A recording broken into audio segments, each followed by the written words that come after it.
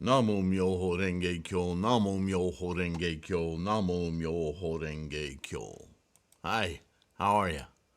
Remember this slide? This was the slide that was missing in that last video. Anyway, it's online at threefoldlotus.com under the conspicuous moniker of criticism. Today we continue, it's a funny laugh. Today we continue with the MahaPariNirvana Sutra. I have something to say, but I'll wait till I get started, then it'll make sense to say it. Sometimes I get ahead of myself in my head. Do you ever do that? Thanks for being here. Thanks for your support. Thanks a lot for your support. As you know, I demonetized this station long ago, or channel. Just got sick of the commercial. Man, YouTube has gone nuts with commercials. So, hey, if it's still happening, let me know. But since I demonetized, we shouldn't have all those interruptions while we're trying to study, yeah? All right. So Kashyapa, he continues to ask Shakyamuni questions, and actually, we learned in the beginning of this sutra that was Shakyamuni's whole purpose in this collection of talks is whatever questions you got left, lay them on me because I'm leaving, right? So Kashyapa says, O world-honored one, if a bhikshu becomes a captive of carnal lust in a dream, does this violate Dharma or not?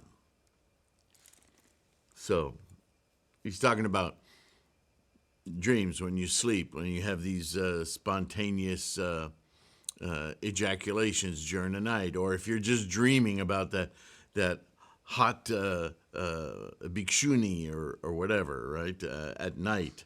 And since at the time, 3,000 years ago, sex was one of the biggest preoccupiers of the mind. Not that it isn't today, but we have so many more distractions today. Back then, it was quite predominant, right? And so in the early monastic rules and all of that, there's tons of prohibitions against sex, as there are other things. But this was the beginning of training, and people had no idea what they were getting into. So these rules were important for people to understand the way the mind controls our actions, and how setting parameters, setting guidelines for that mind to operate was essential to understanding how to develop the persistence and the determination of our practice to really open our ninth consciousness, our Buddha mind. Not an easy thing to do. For us, we have a greater capacity for that simply because we exercise, or have to exercise, that muscle, that ninth consciousness muscle, more and more just to navigate daily life today. So many distractions, yeah? So Shakyamuni responds, of course, no. If you're thinking of sex or love or whatever in relation during your sleep, you haven't committed. Although, it's a good question because we talk about thought, word, or deed. So is a dream not a thought? Right? So let's see what Shakyamuni says. He says, one should call up the thought of a malevolent smell against carnal desire. So in other words, as we hear discussed today in biology, smell is one of the most powerful, if not the most powerful, trigger for our behaviors. Memories, remembering places from childhood with a simple smell, or certain events, and so on and so forth, right? So if you think of a skunk, you train yourself to think of a skunk spray every time you have thoughts about, making love or romance or whatever in that regard, then you will avert yourself of that continuing or developing, yeah? If no pure mind, an inner mood of lust-free purity, ever raises its head, segregate the mind from the worry and love of the female or lover. If in a dream one becomes captive to carnal lust, one should meditate to cleanse or purify the act when awake. Now I'm going to get into this a little further with a note, but I'll finish this paragraph first. One should abide in the thought of the bhikshu who, when going begging on his alms rounds, receives offerings with the attitude of disgust of one who eats the flesh of his own son in the days of famine. If carnal desire asserts itself, quickly discard such a thought. All such is the teaching of the Buddha's sutras and Vinaya, right, the early teachings. One following what Mara says is the kindred of Mara. One who follows what Shakyamuni Buddha says is a bodhisattva. And so the note I'm going to add in here, which isn't in here yet, is that please understand that this is a discussion about practice. Remember the title of this chapter on wrong and right? He's talking about our attitude and intent in our practice.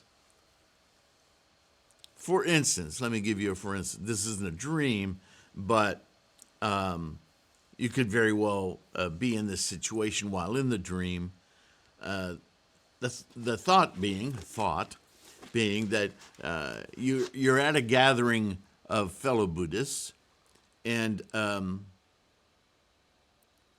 you're having lustful thoughts about a woman or a person, a lover somewhere in the crowd, or that maybe you expect to see there, and you're chanting in preparation for group Gangyo, and you're having these lustful thoughts. That's a distraction, right? It's very simple. It's a distraction. It's Mara, one of your lustful demons, if you will, your errant thoughts that are pulling you away from focusing on your enlightenment, on your ninth consciousness, on the mandala, on Gohanzon mind, yeah? I mean, it is very straightforward. And therefore, it is a malevolence to be pushed out, driven away, somehow negotiated so that you can stop the samsaric consciousnesses from obfuscating your goal of focus on Buddhahood, right? It's very straightforward when you say it like that. So this is what is being discussed here. Now, he also said, cleanse the act when awake. And this calls to mind something Nichiren told Shijo Kingo in one of his letters, yes?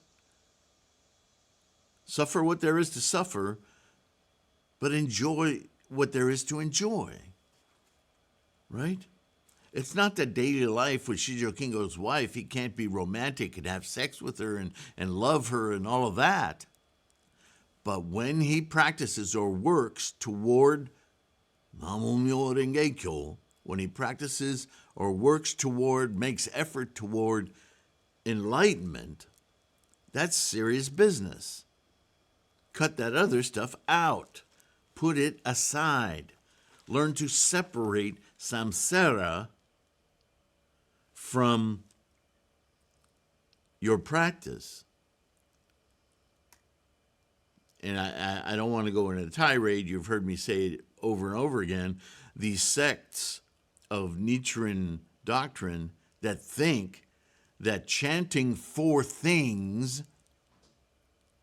whether they be positions or politics, societal concerns, or actual material gains, or something of that sort.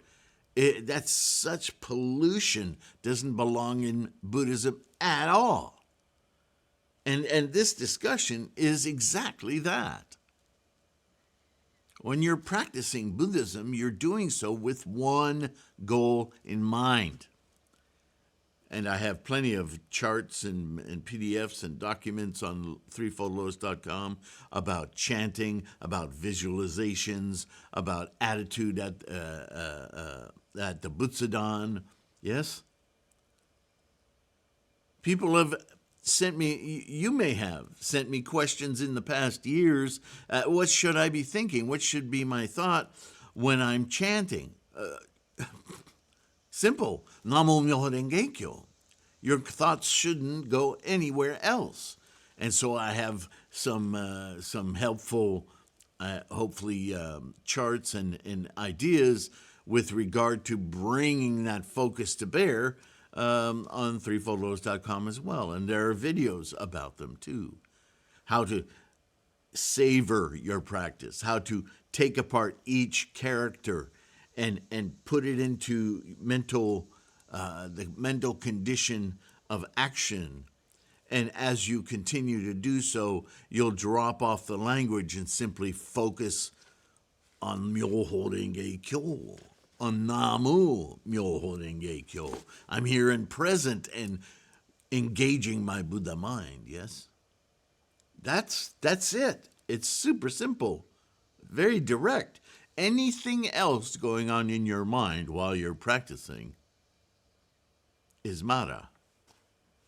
I'll read it straight from the book. Following what Mara says is the kindred of Mara. One who follows what Shakyamuni Buddha says is a bodhisattva. He goes on to say, or a person might say, stand on one leg, remain silent, and say nothing. Throw yourself into deep water or into fire, or jump from a high precipice, not fearing the steepness. Take poison, fast, lie down on ashes, bind your legs, kill beings, and tell fortunes by directions and the way a person takes. Or a person might say, the Buddha allows kandalas, rootless persons, indefinables, hermaphrodites, the decrepit to become ordained and to accomplish the way. Such are the words of Mara. Those are the influences of obstacles, pulling you away from your focus of Buddhahood. You see? Or a person might say, Shakyamuni Buddha has already permitted us to consume the 5 tastes of milk from the cow, oil, and honey, except silken clothing and leather footwear, etc. Justifying these distractions, right? Or a person might say, Shakyamuni Buddha has already permitted the putting on of the maharanga. It's a genus of flowering plants belonging to the family of Burganaceae. It includes 43 species which range from northern Iraq through the Himalaya to central China and northern Thailand. Who cares? Also the storing of all kinds of seeds, but all grass and trees have life. Shakyamuni Buddha, having spoken thus, enters nirvana. Right? These are all the excuses one might hear from those who have adopted false practices. The influence of Mara, which is another way of saying samsara.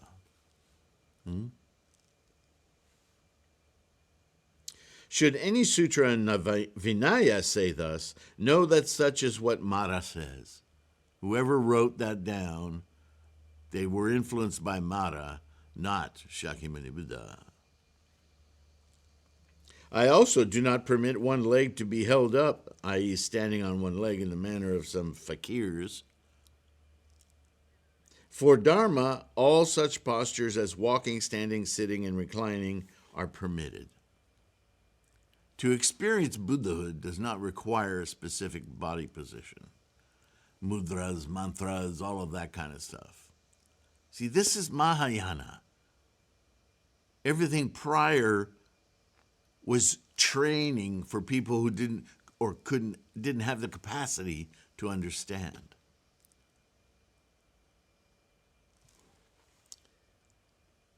Also, it seems incredible, but someone might say, take poison, fast, burn the body with fire.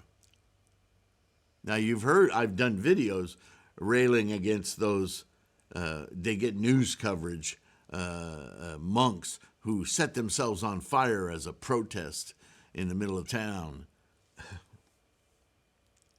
That's so incredibly tragic that Buddhism is so misunderstood that these monks feel that they're accomplishing their practice somehow.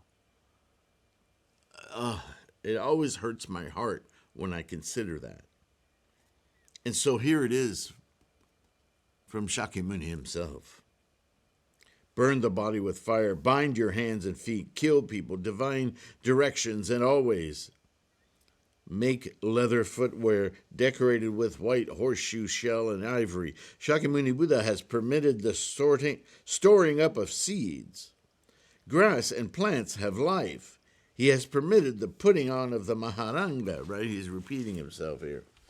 If a person says that the world-honored one has said this, such a person is the kindred of the non-Buddhist heretics. Any person such as this is not my disciple. Yeah, people have had issue with me talking about those monks and those teachings. But here it is. In the MahaPariNirvana Sutra, the final teachings from Shakyamuni Buddha himself, any person such as this is not my disciple. I'm not making it up, folks.